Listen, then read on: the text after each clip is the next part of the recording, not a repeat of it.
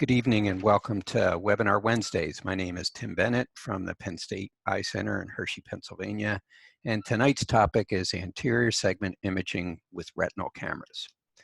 As we get started, just some housekeeping items. I have no financial interest in any of the equipment or techniques talked about here.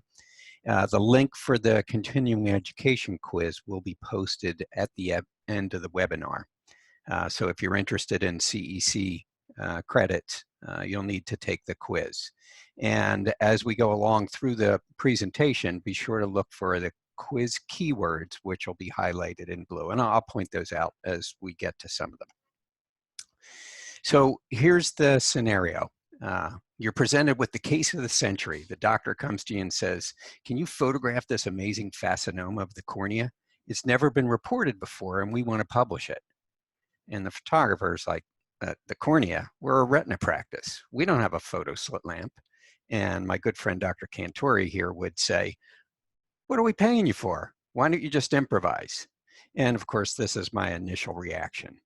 But you start to think about it. Why not improvise? Is there something that we can do to actually get some images that may be useful, even though we may not have the correct equipment to do that? So they say that necessity is the mother of invention, meaning difficult situations inspire ingenious solutions. Emerson said, build a better mousetrap and the world will beat a path to your door. Edison, in relation to inventing the light bulb, said, I have not failed, I've just found 10,000 ways that won't work. But instead of inventing something new, why not use something that you may already have at your disposal? So here's a good example inspired by my coworker, Jim Strong. So this is one of our workstations in the eye clinic. And of course, there's my coffee cup sitting there above the keyboard in a dangerous position.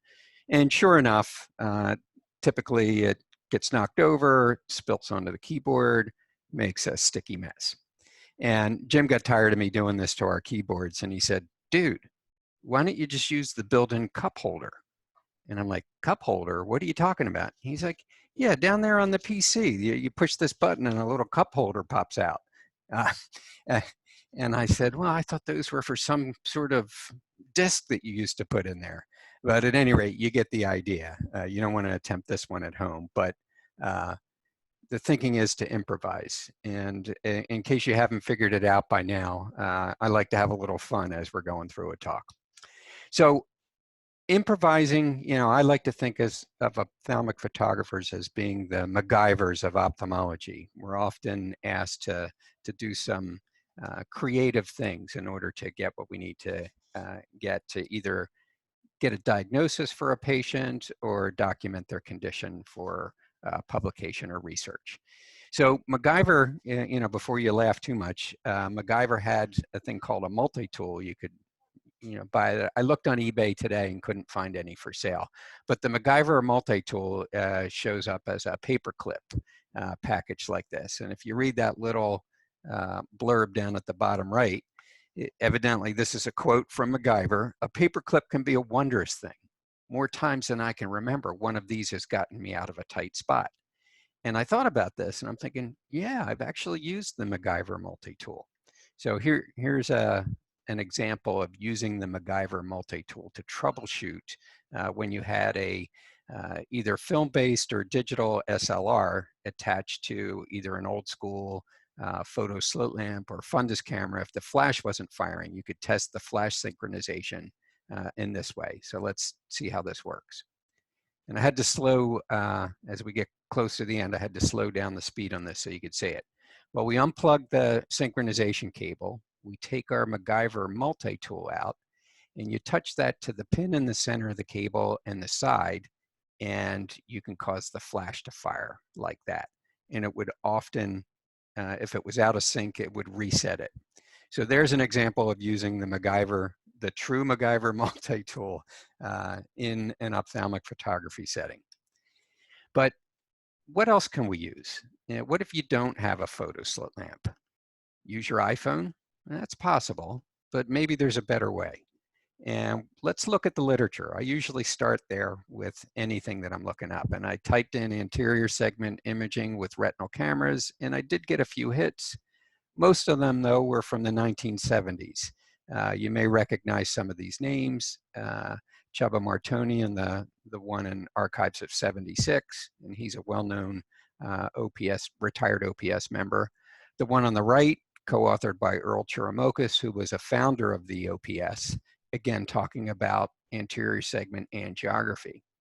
Somewhat recently, at least in this century, there was a group including Dennis Thayer, a well-known OPS member, talking about ICG angiography. And more recent, Cynthia Vandenhoven, one of the authors in this paper on anterior segment imaging in pediatric ophthalmology, and they describe using a handheld digital fundus camera. As we come forward a little bit, Sergina Flaherty, who, with this article, I like to think of her as, a true MacGyver adapting smartphones to a slit lamp to get some really good images.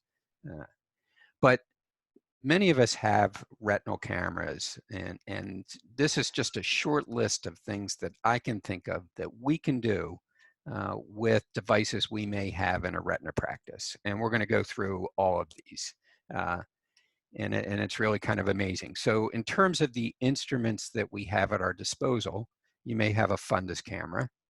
Some practices may have a handheld fundus camera, and many practices will have a confocal scanning laser ophthalmoscope. And these, again, are just some of the things that we could do with these devices in imaging the anterior segment. So let's start with the fundus camera. The things that we can do: red reflex photography, corneal staining, iris or anterior segment angiography, and anterior segment autofluorescence. And a handheld fundus camera can be used for gonio imaging.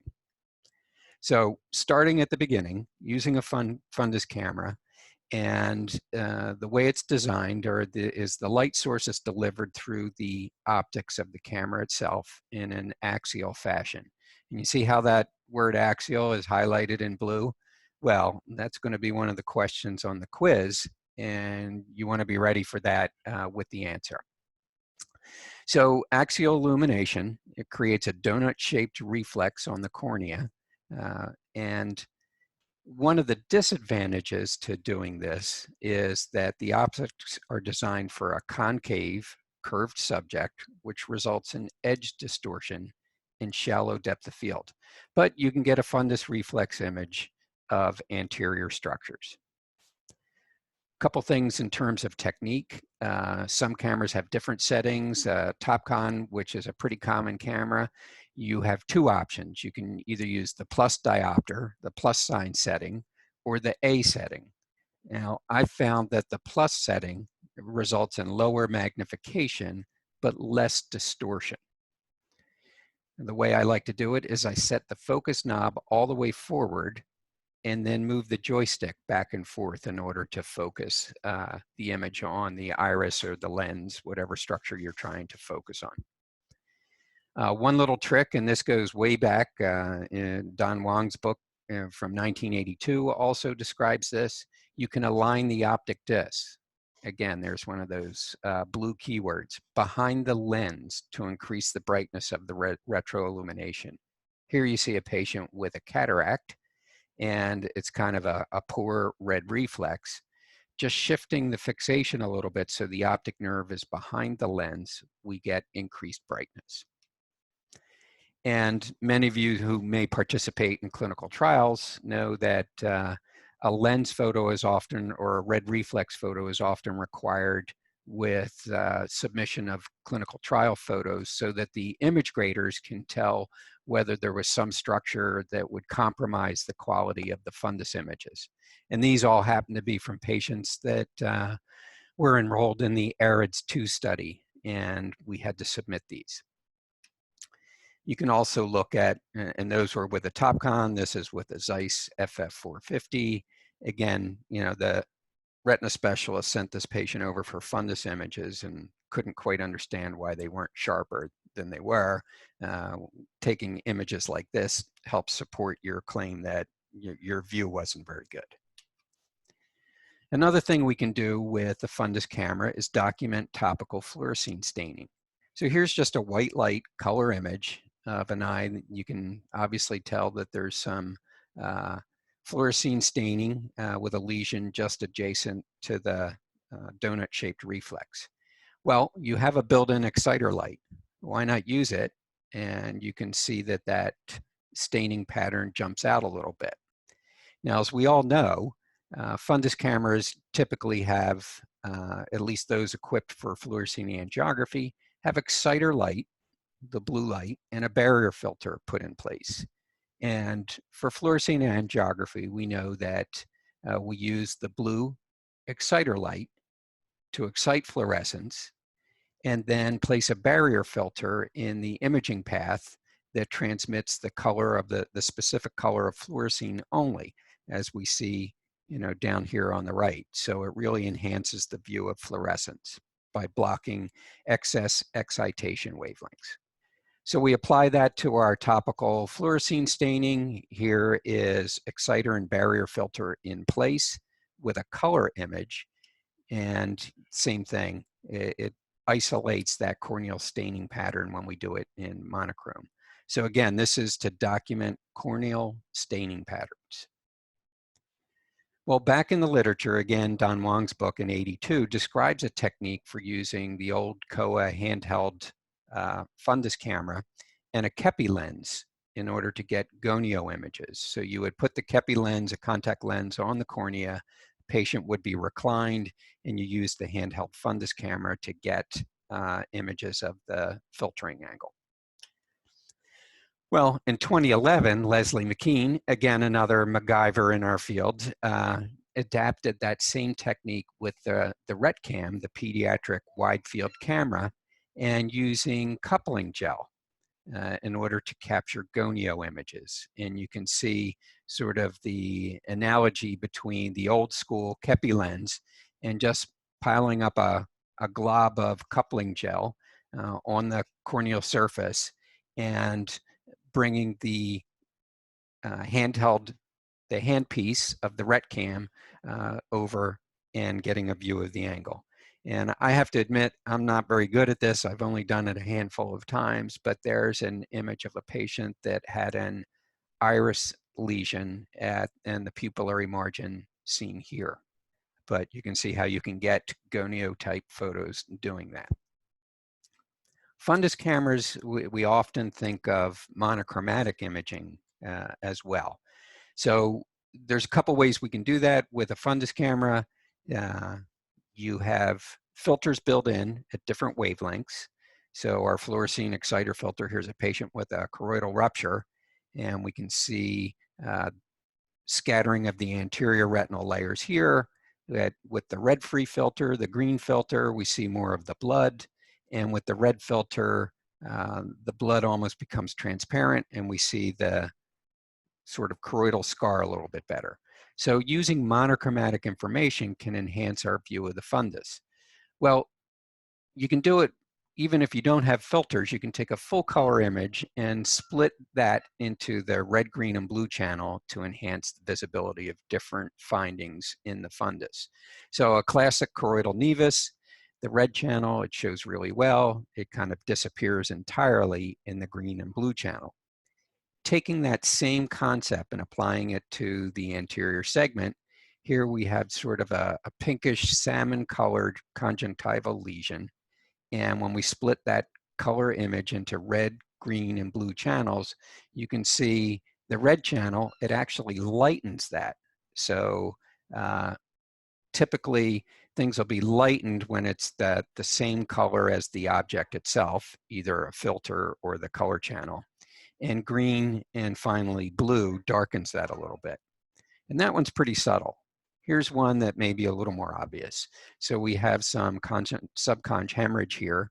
Again, disappears in the red channel because it's the same color, and it's enhanced in the green and blue channel. And just to give you another idea, here's some staining of a conjunctival lesion with lissamine green topical dye. And blue-green being the opposite of red, it darkens it down really good, but both the green and the blue channel, it disappears. So just a little trick if you want to enhance the visibility of some structures or findings in monochromatic black and white images of the anterior segment. So that was a few things you could do with the fundus camera. Moving on to the confocal scanning laser ophthalmoscope, again, we have a number of different things that we can do here, and we're going to step through them. So by confocal scanning laser ophthalmoscope, I'm talking mostly about the Spectralis HRA, which is a pretty common device in the US and around the world. So depending on your configuration, it can be equipped with different lasers at different wavelengths: fluorescein angiography, ICG, infrared reflectance, and some instruments also have a green reflectance laser to add information for multicolor images. So one thing I've noticed, and I don't know if anyone else has figured this out as well, it seems to be a little less optical edge distortion than with a fundus camera. You can see, lids are obviously out of focus on both of these images, but overall there just seems to be a little more depth of field and edge-to-edge sharpness with the SLO.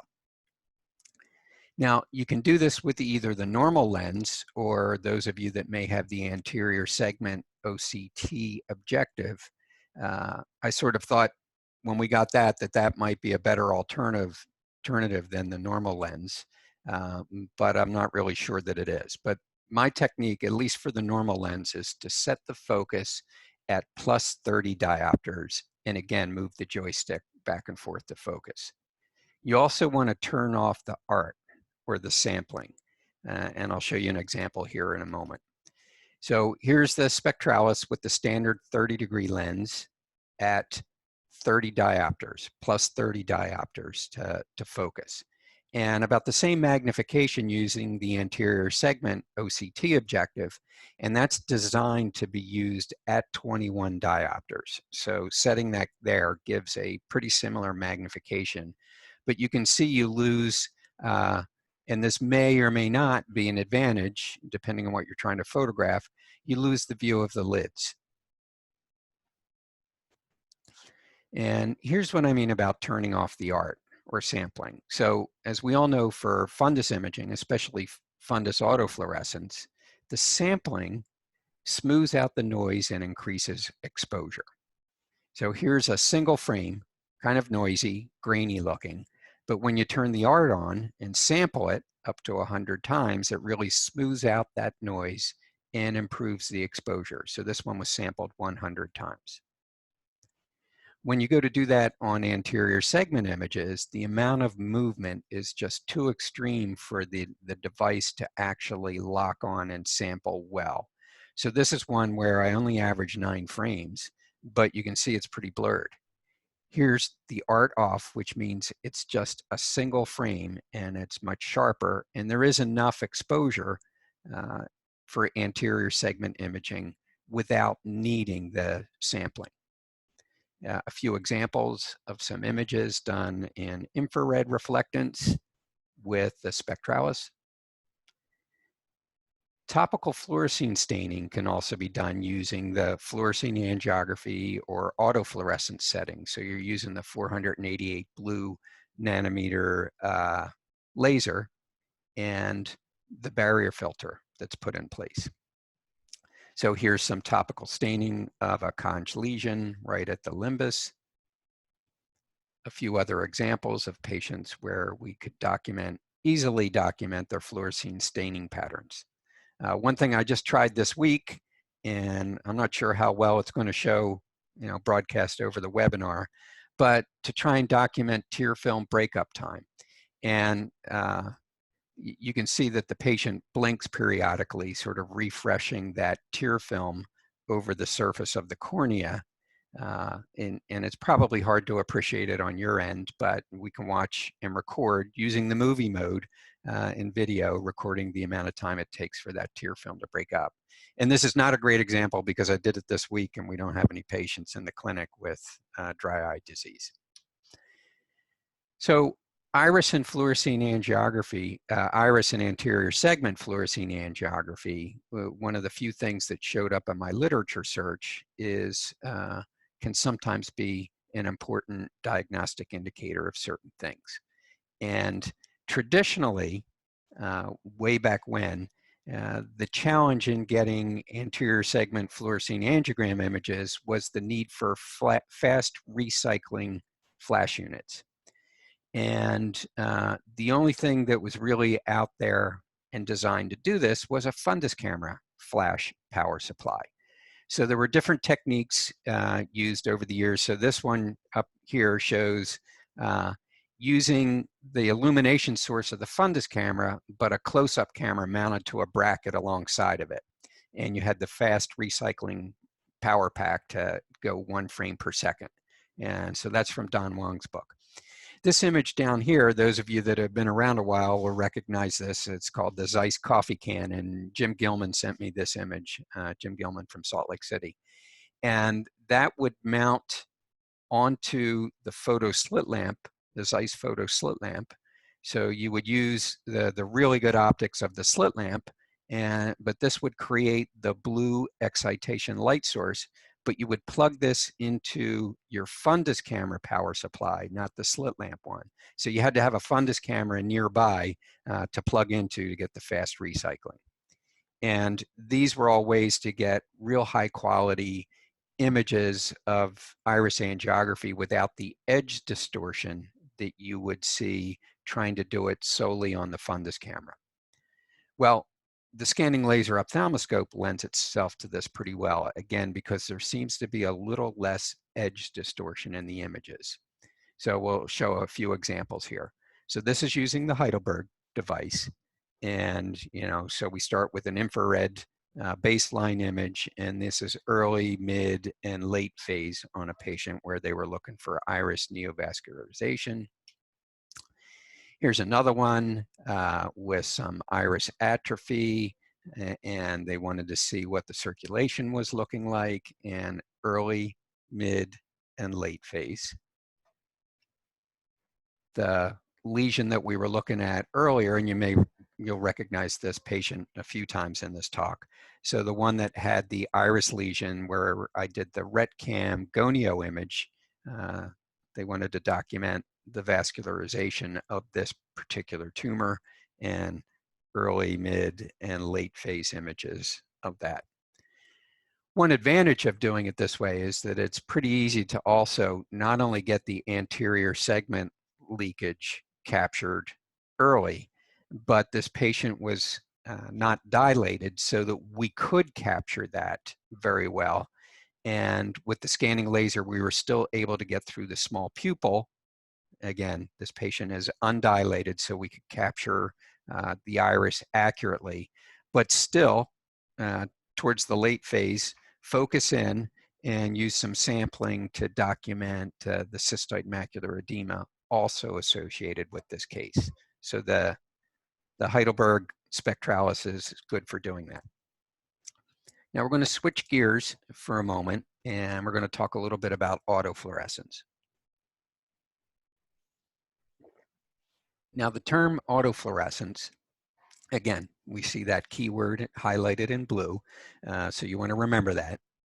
But the term autofluorescence is used to distinguish fluorescence that can occur naturally in subjects versus fluorescence from administered dyes like fluorescein or ICG. So as you probably all know, optic nerve drusen, astrocytic hamartomas, and lipofuscin in the retinal pigment epithelium can exhibit natural fluorescence that we can capture with either a confocal scanning laser ophthalmoscope or a modified fundus camera with different wavelengths that we would use for fluorescein angiography with the fundus camera. But the question is, do any anterior segment structures exhibit autofluorescence? We know about the retinal ones. Well, it turns out there are. So the aging crystalline lens, or cataracts, will actually fluoresce. And it was this phenomenon that actually inspired the two medical students in Indiana, Harold Novotny and David Alvis, to actually work out the techniques for fluorescein angiography in the late 1950s. They were playing with a fundus camera and noticed a glowing of a lens on a patient with a cataract, And that's what gave them the idea to try and find a dye that would fluoresce and photograph it through the fundus camera. Well, there's another structure that actually fluoresces as well in the anterior segment, and that's pinguecula. And here you can see a patient with both some subtle autofluorescence of the cataract and their pinguecula as well. And I found that by doing a literature search, and it was kind of interesting. So the authors used both a modified fundus camera, the Topcon, and the Heidelberg HRA2 to document this. And so, of course, I tried it myself. There we have a patient with the spectralis, and the one I showed a moment ago with a modified fundus camera. So again, pinguecula do fluoresce under various wavelengths. Not sure that it's all that necessary, but at least you know. And this was an interesting case where a patient had a lesion that looked somewhat like a pterygium or pinguecula, and they also had corneal blood staining, which you can see here. And I sat them down at the spectralis thinking the conj lesion might fluoresce, and it didn't, but the blood actually did. So talking to our pathologist, I said, what is that that's actually fluorescing? And he said, some of the components of blood, hemosiderin or hemoglobin, are known to fluoresce. And as that was settling out, the corneal blood staining, it actually fluoresced. So that was a pretty cool coincidental finding. So I've given some short presentations on this topic in the past, and Gary Miller, a good friend of mine, we worked together many years ago, and he's at the Geisinger Medical Center, also in Pennsylvania.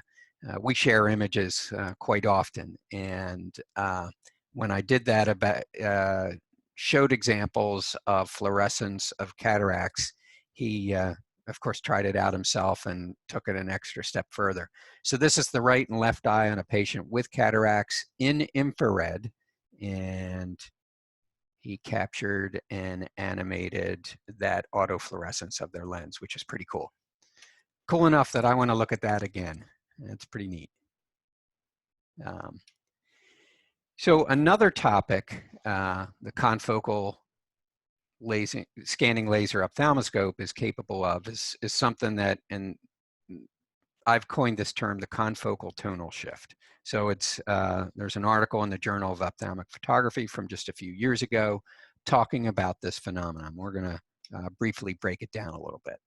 So confocal imaging means having a common focus and often refers to confocal microscopes, either in the lab or, for example, corneal confocal microscopes. And it's a way to get very sharp images of very minute subjects or thin subjects. So, and it's the principle that the spectralis is built on. So it involves a focused or coherent laser light source, in this case, different wavelengths, and the positioning of a confocal aperture or pinhole in front of the image detector. So the confocal pinhole, again, that's an important keyword, positioned at the focal plane, blocks out of focus light from reaching the instrument sensor, and that minimizes scatter and improves contrast. So here's a great example. Patient with a cataract, color fundus photograph, you can see is pretty degraded. The image on the right, an infrared wavelength image of the same patient, same optic nerve, using the spectralis, so it blocks all that scatter from the cataract and basically just ignores it and uses the focused light to create the image. So another way to think of it is focus and brightness. With a traditional fundus camera, these two things are independent of one another. You can see over here, image is purposely out of focus just to demonstrate this. The brightness is the same exposure, taken a couple seconds apart. And this one is focused on the retinal lesion, and it hasn't really changed the brightness. So adjusting one does not significantly affect the other. With a confocal scanning laser ophthalmoscope, though, there is a shift in tonality based on where you're focused. So the way to think of it is the images are brightest at the plane of focus because of the pinhole. Here's a patient with papilledema, and in the image on the far left, I'm focused up on the peak of the nerve. Here, I've changed the focus about halfway down, and here it's down on the retina. And see the difference in brightness where I'm focused here and focus down on the retina is brighter, and this becomes dark. So I have a little video demonstrating that, and let's look at that here. A different patient, but again, papilledema shows it pretty well. I'm changing the focus down to the retina. The nerve became dark. The retina was bright. Here's a patient with asteroid hyalosis that just looks like dark shadows until I focus up into the vitreous and they become bright. So the take-home point on this is SLO images, confocal SLO images, are brightest at the plane of focus because of the pinhole. So we can use that to our advantage in certain cases. And on a more subtle way that it appears is disruption of things that are normally transparent can appear dark if they scatter reflections a little bit. So here's a subtle case. There's some retinal whitening out temporal to the fovea that you can maybe appreciate here. OCT, we can see a little increased scatter and thickness in that area right out here, and it corresponds to this dark lesion here. That's not blood, it's just disruption of the anterior scattering layers of the retina. So if we look, there's a little animation here. So in those anterior layers, if you get scatter here, with infrared especially, in the confocal scanning laser ophthalmoscope, a lesion like that will appear dark. Well, we can apply that to anterior segment structure. So here's a patient, a couple slit lamp photos of a corneal lesion, and when we use the SLO and focus on the iris, the cornea is slightly out of focus, and that lesion appears dark because the pinhole is blocking all that scatter. Here's a closer look at it. So photo slit lamp and the image on the right with the spectralis are really pretty amazing when you think about it. So if you wanted to outline the borders of a scattering lesion, that may be one way to do it. Here's one that's a little more subtle. Areas of iris atrophy or thinning appear dark in this patient, and the question is it because they're slightly out of focus and the confocal tonal shift, or is there just reduced reflectance from the thinning? But you can definitely see depth and shadowing in areas that are slightly out of focus. Patient with pretty severe corneal neovascularization, focused up on the neo itself. That's relatively bright here, focused down on the iris, that darkens. So that's the confocal tonal shift. And the question is, what does it also work with multicolor imaging? And it kind of does. And again, this image was sent to me by Gary Miller. You can see this corneal lesion here, and the false color image, it disappears in the red channel, but shows up in the blue and green. And here's another one from Gary to help support this talk. So we have a corneal lesion here in multicolor. Doesn't show up real well here. It kind of blends into the background, a little brighter in the different color channels. And so it's bright here. When he focused down onto the iris itself, it now appears dark. So you can get the confocal tonal shift in multicolor as well. So what about the Optos? That's a scanning laser ophthalmoscope, but it's a non-confocal scanning laser ophthalmoscope. It's a scanning laser, but it doesn't use the confocal pinhole. So without a focus control, you can't really capture anterior segment imaging sharp. It remains, the way the design of the device is set up, it remains focused on the retina even when you back the patient up. A couple other things with the spectralis. Infrared meibography there's some new devices out there for documenting the meibomian glands in dry eye disease. And you can see here's an example from an ad on one of the instruments made specifically for this. So this is a normal patient. This is one with meibomian gland dysfunction and dropout of the glands. You can see that area where they seem to be missing. Well, we do have an infrared light source at our disposal, and that would be the spectralis. So this is a little selfie I did on my own, looking at my own meibomian glands just for this talk. So we don't actually use this in the clinic, but if you had something where you did want to document, that would be a way to do it. And infrared has been used over the years to do a number of different things, and pupillography is one of them. So again, looking at the literature, there are a few papers out there using infrared illumination and videography to document the pupillary response to light. And there's a number of investigational devices out there that do just this. But again, we're MacGyvers, and we have devices with infrared illumination built in. So here's the swinging flashlight test, which can look at pupillary response to detect relative efferent pupillary defects. So this one over here on the right is with the normal lens. Erica Del Val sent me this one using the optional 55-degree lens on a spectralis. And again, you can see the flashlight moving side to side and the pupil responding to it. This one here, there is a slight difference in pupil sizes when we shine the light over here. So just a way, if you needed to document it, using your spectralis, much like some of those prototypes of an infrared pupillographer. And that also got me thinking. I remember Randy Verdick had written some articles, had built a device and written articles on infrared videography of the eye for not only pupillary response, but iris transillumination. So I went back in the literature, found his article from 1991 and thought, wow, that would be cool to do that with the spectralis. And more recently, in 2005, was another article on infrared imaging. Well, it kind of works and it kind of doesn't with the spectralis. And the reason is iris transillumination. We can check the pupillary response, you know, when the patient's backed up like we saw before.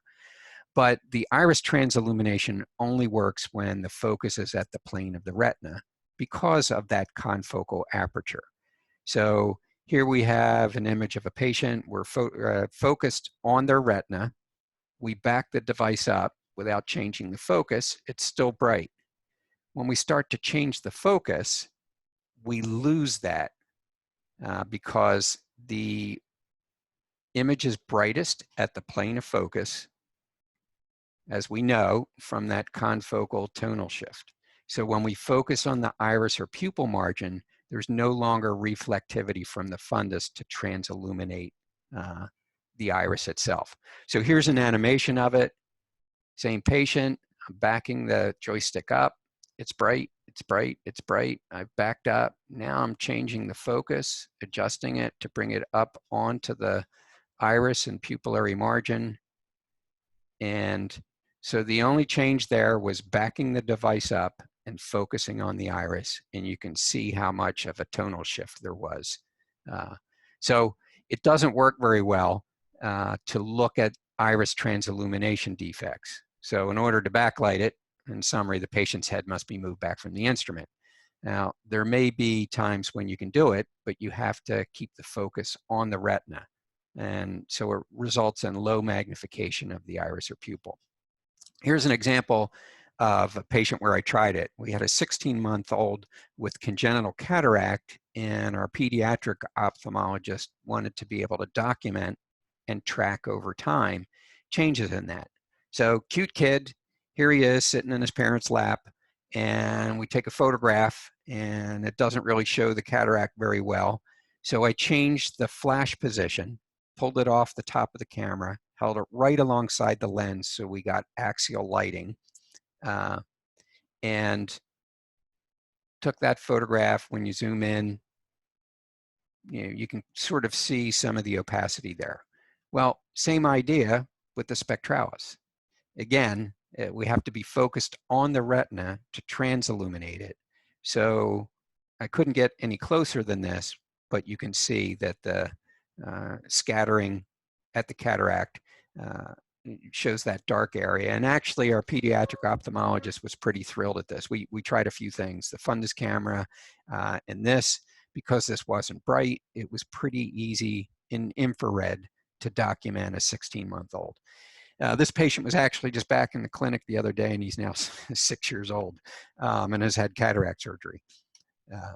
So getting back to Dr. Cantori and his comment, why don't you just improvise?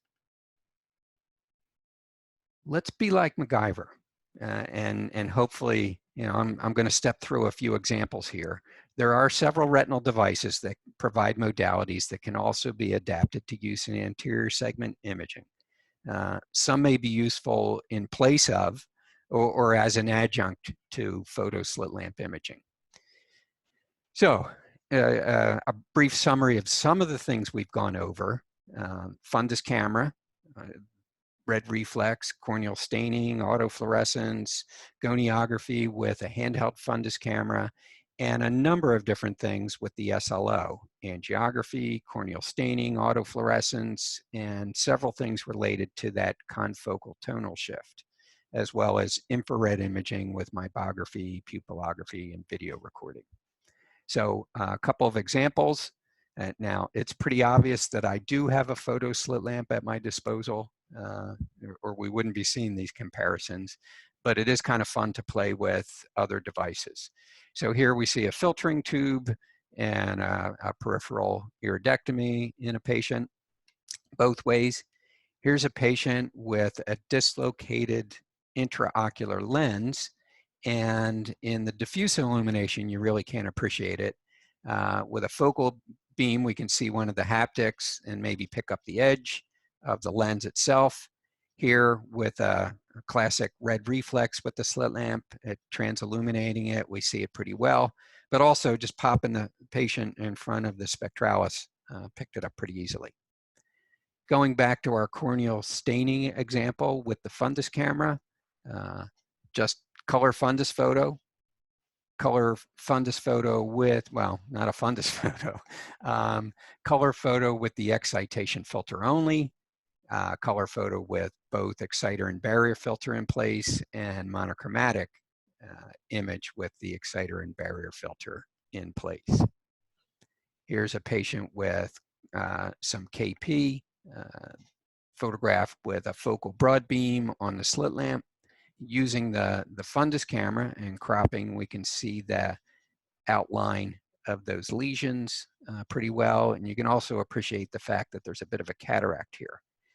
Using infrared and focusing up on them, they appear light against the dark pupil here and dark against the background of the iris. And when putting the autofluorescence filters in place, was enough autofluorescence from the cataract itself to sort of transilluminate and make these appear dark in shadow. A patient with a congenital cataract that I was able to capture with a handheld external camera. Photo slit lamp using diffuse illumination, moving him to the spectralis. In infrared, we see that dense area of the cataract shows up, and autofluorescence shows that pretty well also.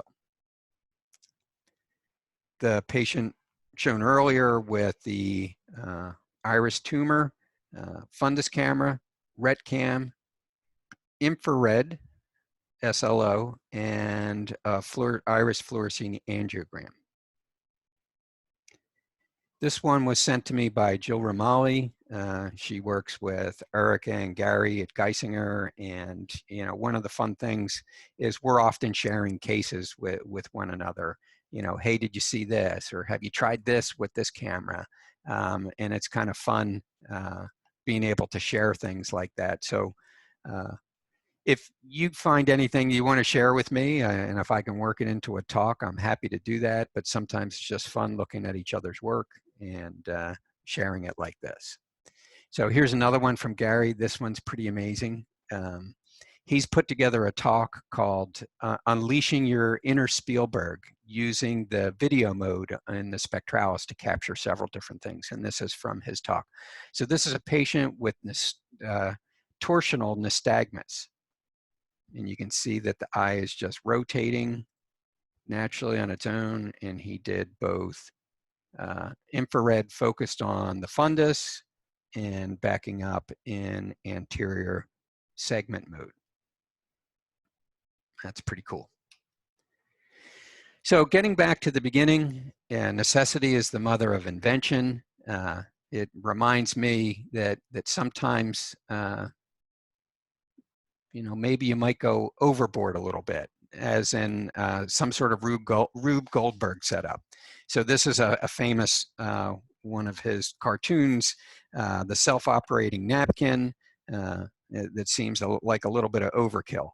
And relating that to ophthalmology, this cartoon by Dr. Eric Van Rens in the journal in 1993 shows a mouse-powered fluorescein angiography setup. So my point here being is that sometimes the right tool is the best one. So here's another example of a patient with a dislocated intraocular lens taken with the fundus camera. And zooming in and cropping, we get a pretty good fundus reflex image of that dislocated IOL. But moving the patient to the photo slit lamp, which is the right tool for the job, we not only are able to get pretty spectacular fundus reflex transillumination of the dislocated lens itself, but we can tell that that lens has been damaging the iris by rubbing on it in its dislocated position and causing iris thinning. Another example, a patient with OPTOS imaging, and there were some media opacities either at the capsule level or cataract or something like that that were noticeable in some of the wide field fundus photos. So backing up, sure enough, we could see them here, with enough depth of field, backing up a little bit, that we could pick those up with the OPTOS. But again, not really the right tool for the job because we can't change the focus up onto them. Here's those same, they're called Elschnig pearls at the capsular level in a post-cataract patient. So there's a whole clump of them together in broad beam diffuse illumination. And when we go to transillumination, they show pretty well. So even though I really encourage everyone to be like MacGyver and improvise and be creative with the tools at your disposal, sometimes the right tool is the one you want to use. So, but the take-home message here is to have fun, experiment, and as we get ready for to wrap things up, I'd like to thank Holly Cheshire, Olivia Rainey, Jonathan Hawkins, and Darren Landry, all from the OPS Board of Education, and Barb McCallie, Executive Director of the OPS. Each one of them has helped me sort of put this together in webinar form for you. And as we get ready to open the session for Q&A, I'd like to start with my question out there. Are there any other ideas out there? This is by no means a complete list. So if you have any comments that you want to type in and forward them to us as questions, I'd be curious to see what other ideas people have. Or if you want, feel free to email me or contact me through the OPS website, and be happy to share ideas with other people out there. So with that, we're going to open it to questions. I appreciate you hanging in there. Hopefully you had a little bit of fun and we inspired you to try some different things.